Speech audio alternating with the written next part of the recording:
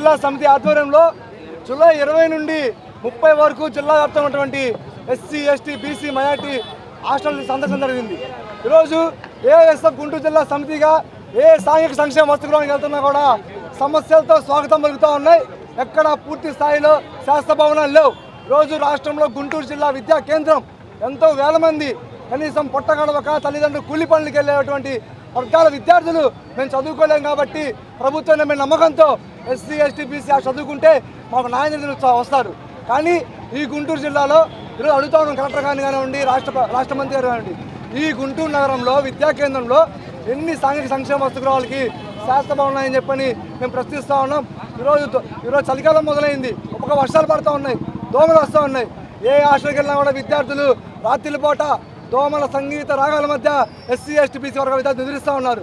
కాబట్టి ఏఎస్ఎఫ్ తెలియజేస్తూ ఉన్నాం, ఇదే గుంటూరు నగరంలో నాస్ సెంటర్లో బీసీ గర్ల్స్ కాలేజ్ గర్ల్స్ హాస్టల్లో ఎక్కడ పూర్తి స్థాయిలో బాత్రూమ్స్లో 160 మంది విద్యార్థులకి కేవలం 4 బాత్రూమ్సే ఉన్నాయి. ఎట్లా రెడీ అవుతారు, వాళ్ళు ఎట్లా వెళ్తారని చెప్పి కాదు ఏఎస్ఎఫ్ ప్రశ్నిస్తూ ఉన్నాం. కాబట్టి తక్షణమే మీరు మాత్రం రాష్ట్ర ప్రభుత్వం మెనూ మాత్రం భారంత ఇచ్చారు, కానీ దాని ధర మాత్రం 52 రూపాయలు ఇస్తున్నారు విద్యార్థులకి. ఇదే మీరు ఇచ్చిన ప్రభుత్వం మెనూ సరుకులు కొనాలంటే రైతు బజార్లో 73 రూపాయలు పడుతూ ఉన్నాయి, కానీ మీరు కేవలం 52 రూపాయలు ఇస్తూ ఉన్నారు. మరి 52 రూపాయలకి ఎటువంటి ఆహారం అని చెప్పి మేము ఏఎస్ఎఫ్ ప్రశ్నిస్తూ ఉన్నాం. మేము అడుగుతూ ఉన్నాం, ఇదే జిల్లా అధికారులు మీ బిడ్డలకి, మీ కడుపు పుట్టిన బిడ్డలకి ఇదే అన్నంతో కూరలతో అన్నం పెడతారని చెప్పి అడుగుతూ ఉన్నాం. ఇదే సాంఘిక సంక్షేమ అధికారులు ఎన్నిసార్లు హాస్టల్స్కి వెళ్తూ ఉన్నారు, విద్యా సమస్య ఎన్నిసార్లు తెలుసుకుంటూ ఉన్నారు, ఎక్కడికి వెళ్ళినా కూడా వెళ్ళటం లేదు.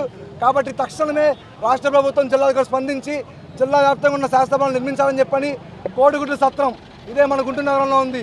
2011లో మొదలైంది. ఒక్క పోలవరం ప్రాజెక్టు అయిపోతూ ఉంది, కానీ 3 కోట్లు 4 కోట్లు పెట్టి భవనం మొత్తం కట్టలేకపోతూ ఉన్నారు.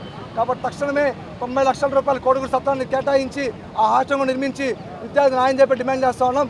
ఇది కేవలం శాంతియుత ధర్నాలే. ఒక నెల రోజుల్లో విద్యా సమస్య పరిష్కరించకపోతే మాత్రం రాష్ట్ర ప్రభుత్వాన్ని హెచ్చరిస్తూ ఉన్నాం. చలో సచివాలయం పిలిపిస్తామని చెప్పని ఏఎస్ఎఫ్కి హెచ్చరిక జారీ చేస్తూ ఉన్నాం. బందెల నాసచ్చి ఏఎస్ఎఫ్ జిల్లా ప్రధాన కార్యదర్శి.